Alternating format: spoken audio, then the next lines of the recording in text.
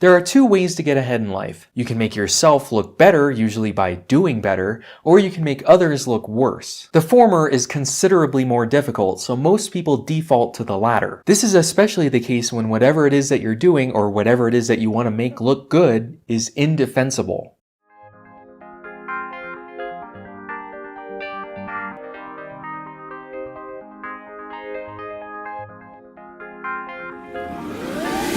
Few people will outright deny that the Holocaust happened. There are those people, but they're easily debunked and dismissed, so they're not the ones I want to talk about. I want to talk about the people who secretly and sometimes openly wish that the Holocaust was more successful. It's usually a pretty hard sell to say something as brazen as the Holocaust was good. Most people are gonna slowly back away from you if you say something like that. So you have to switch gears when trying to make your side look better by saying something like, it wasn't that bad. This is the first step in making your ideas more palatable to the average person and to get them to question if maybe things have been exaggerated. Most people are against wholesale genocide. Really? I'm talking about genocide again? It's only been like 2 months. So the apologists have to reframe the deaths as not the main goal, but just a side effect. Here's the Auschwitz wasn't that bad narrative in action. Auschwitz had a nice orchestra. Yeah, soccer Auschwitz team. they had a pool, they had a gym, they had a symphony orchestra. I mean, there's Mexicans in America that would kill for those living conditions. I mean, come on. Man, their clothes were nice and pest-free. Now, a lot of that is actually true. They did have an orchestra and a soccer team and a swimming pool. But Auschwitz was a massive complex consisting of multiple camps with 3 major ones. One was a concentration camp for political prisoners, one was a factory labor camp, and the one that we all know, Auschwitz II-Birkenau, was the concentration and extermination camp. Guess which one didn't have any of those amenities? But he also threw one in there that you probably didn't catch unless you're in the know. Man, their clothes were nice and pest-free. Is he talking about the normal delousing that prisoners go through? Of course not. The gas used in the mass execution of human beings at the concentration camps was Zyklon B, which was invented in the 1920s as an insecticide. This is a dog whistle to Holocaust deniers, suggesting that the mass amounts of the chemical located at the camps was used for pest control and not what we all know it was used for. So it's worth asking, what is a dog whistle? In real life, it's a whistle that you blow that nobody else looking at you will hear except for the intended target, usually a dog. So when listening to their little discussion, you probably didn't hear any Holocaust denial among all of their jokes. But Holocaust deniers did, and that's a dog whistle. There are literally so many dog whistles that people have made hours of content exposing and explaining them. I've even done a few of them in the first few minutes of this video just to show how easily they fly under the radar. Including having that in the background. You've likely seen a lot of these if you've spent any amount of time on the internet. Ever seen these seemingly unimportant numbers in someone's username? Like me, you probably thought that was just their birthday or something. Or having these 2 letters at the end of your Twitter handle. It's just an abbreviation for YouTube, I swear. How about these triple parentheses? What does that mean? Jews. But saying Jews is a little too on the nose, so instead they say international banking or the media or the globalists are gonna overthrow everything! Globalists, Zionists, cultural Marxists, all of these are just code words to talk about Jewish people without actually saying it. And then there's this guy who says that Hitler didn't actually hate individual Jews, he just hated international Jewry. Now, a lot of mere mortals with a pleb-tier understanding of the world say like, oh, Hitler hated Jews. No, he actually didn't. Hitler's battle was against international Jewry, international finance. This reframing of Hitler's reasoning for the Holocaust isn't unique to open white supremacists, but it isn't always so out in the open as, Did Hitler do anything wrong? No! It's usually a little more subtle and nuanced. Hitler was obsessed with order and cleanliness. He was a very orderly person. He was very sensitive to disgust. That's what it looks like. And if you're disgusted by something, then you want to eradicate it. Increase the levels of hygiene in the factories, to get rid of the rats and the mice, to plant flowers out front, to make everything look neat and orderly. And the insecticide they used was Zyklon. A slightly different formulation was the gas that was used in the concentration camps. And so Hitler went from cleaning up the rats and the mice in the factories and the insects, and then he went into the mental hospitals and started cleaning up in there, and then like it just went broader and broader, again, sort of one step at a time. That's Jordan Peterson, a well-spoken clinical psychology professor who's gained a lot of popularity recently for defending free speech against feminism. But as people started to listen to what he had to say, they started to realize that he has a lot of unorthodox views on Hitler. In that previous clip, he posthumously diagnoses Hitler with cleaner type OCD and suggests that the Holocaust was just an escalation of that pathology, and the use of the insecticide Zyklon B on people was just a natural extension of using them on pests. According to this narrative, he didn't hate the Jews, he just wanted to clean up things that disgusted him. The fact that he's a real clinical psychologist with a PhD lends a dangerous legitimacy to that idea. Exterminating the physically and mentally disabled didn't come out of a desire to clean up. These people were often described as drags on the economy and society and were known as life unworthy of life or useless eaters. Remember that the time leading up to World War II was the Great Depression, so food and money were rather scarce. Eliminating these useless eaters, as well as the Jews and everyone else, increased rations for the rest of the German people, which kept morale high during the war. The only people who ate better than the Germans were Americans. Saying that Hitler's motivation for the Holocaust was anything other than racial hatred distances us from the possibility that we too are capable of such evil. A number of famous psychological studies in the 60s and 70s showed us that almost anyone is capable of horrific acts if they can justify their actions. I mean, who's going to take the responsibility if anything happens to that gentleman? I'm responsible for anything that happens here. Continue, please. All right, next one, slow. That doesn't sit well with most people, so they dismiss the Nazis by saying that Hitler was just crazy. Let no man call us crazy. They called Hitler crazy, but Hitler wasn't crazy. He was stupid. It's generally accepted among historians that Hitler was a rather poor military commander. Some might even go so far as to call him stupid. He made a lot of decisions during the war that in hindsight seem rather incompetent and likely led to Germany's defeat. Analyzing these decisions as anything other than mistakes is, well... So here's what you should have done if you were a Nazi and you wanted to win the war. You should have enslaved the Jews and the Gypsies and had them work, right? You should have had them work for the benefit of the victory, and then if you wanted to, you liquidate them afterwards. That's the logical thing to do if you want to win. And we assume that Hitler wanted to win. But that's not a very intelligent assumption. Why would you assume that? He wasn't exactly a good guy. So why should we assume that he was aiming at the good that he was promoting, even in his own terms, right? The glorious, everlasting Third Reich. Fourth Reich is a dog whistle. It's the ethno-state that neo-Nazis want to create. I know he plays it off like he misspoke, but that's kind of the point of a dog whistle, that you can claim that that's not what you meant when you're called out on it. Nobody speaking intelligently about Hitler would mix that up. So what do you do with the Jews and the Gypsies? Well, round them up, fine. Enslave them, fine. You don't kill them. You certainly don't devote a substantial proportion of your war resources while you're losing to accelerate the rate at which the extermination is taking place. Because that's a bit counterproductive, unless what you're aiming at is the maximum possible mayhem in the shortest period of time. So firstly, that's exactly what the Nazis did. They rounded them up and enslaved them. As I said, Auschwitz III-Monowitz was a labor camp. Once they were worked nearly to death and their usefulness had diminished, they were liquidated, as he puts it. It wasn't until later in the war that Auschwitz II-Birkenau was expanded so that people were gassed shortly after arrival. But rather than chalk that up to an extension of the overall plan, Peterson attributes this to a desire to lose on purpose. Whenever you interpret Jordan Peterson, the common response from his supporters is that you're taking him out of context, so... No, he believed that the Germans had betrayed him with weakness, and so he was perfectly willing to accelerate the rate at which Germany was losing the war. He supposes that the Holocaust was part of Hitler's secret plan to maximize mayhem. The Holocaust started in 1941, Auschwitz II was expanded in 1943, and the D-Day invasion wasn't until 1944. So Hitler had chosen to accelerate the rate at which Germany was losing before Germany really started losing? Sure, they had lost North Africa and Sicily at that point, but to say that he flipped the table in 1943 is a bit of a stretch. He comes to this conclusion by citing Carl Jung. If you can't figure out what someone is doing, or why, look at the outcome and infer the motivation.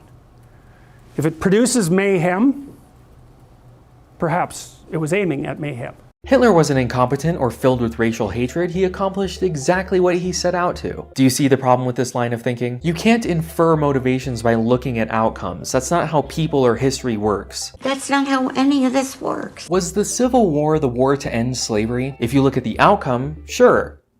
Kinda. Yes, we're gonna talk about the lost cause, because all too often the Venn diagram of people who think Hitler didn't do anything wrong and people who think the South will rise again is just a circle. We've seen these apologetics before, we're just an extra century removed from it now. So it's fairly easy and important to draw parallels to see where this might be going. Just changing the name of what you call that war can signal what you think that war was about. Most foreign countries call it the war between the states, which is a beautifully accurate and neutral term. But most people here in the United States call it the Civil War, which makes it sound like a rebellion that needed to be...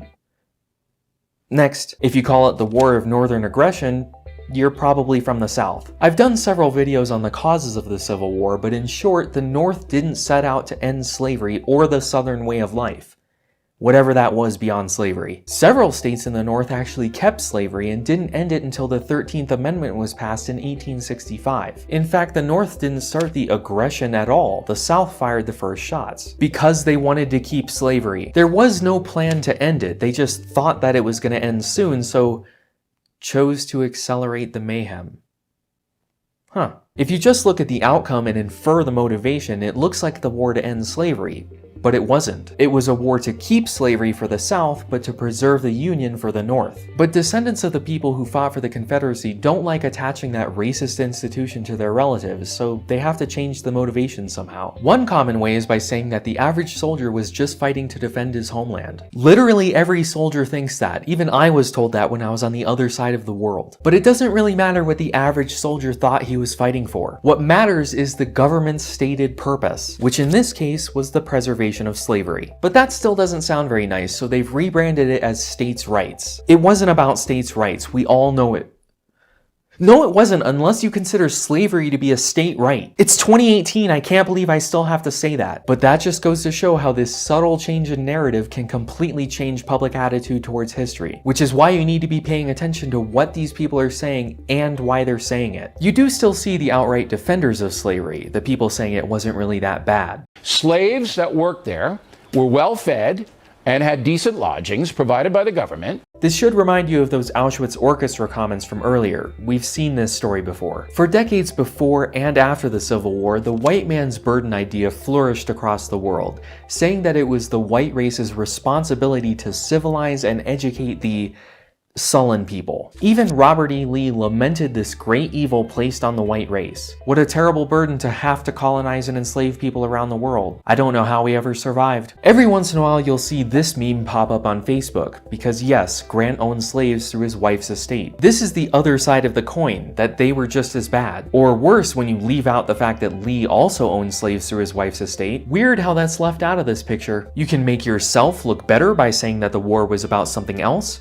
or you can make the other side look worse, usually by lying. This, of course, occurred significantly later when Churchill bombed the Germans and so on. Look at Winston Churchill. I was happy to get a picture with his statue in London, but let's say people demand it be taken down one day due to the Dresden bombings. Do you know about Dresden? You guys know about that place? I do not. So after World War II ended, like 2 days after the Nazis surrendered officially, the Allies went and bombed. Dresden was like a historic city in Germany, and it was untouched by the war because it was just a civilian city. There was no military there. Right. 2 days after the war ended, the Allies, England specifically, and I think America, they firebombed the whole city just out of straight revenge, and they killed 300,000 civilians. A few months ago I made a video where I said more people died in Tokyo than Hiroshima or Nagasaki. He just said that as many people died in Dresden as all three of these cities put together in a few days after the surrender? Why have we never heard about this? Because that's not how it happened. Like at all. Dresden was not just a civilian city, it was a major industrial, communications, and transportation hub. There were legitimate military targets there. The bombing occurred in mid-February 1945, 3 months before the surrender. And how many people died? 25,000. Max. Don't worry, Ethan, you were only off by a factor of 12. You go to their channel looking to laugh at vape culture, maybe hear some commentary about excessive PC SJWs, and make fun of legitimately over-the-top feminists. Disgusting! Then you're watching them interview a musician on their podcast, and before you know it, you're listening to Nazi propaganda. Not the alt-right, but literal 1945 Nazi propaganda. Ethan got the number from Slaughterhouse-5 by Kurt Vonnegut. Kinda.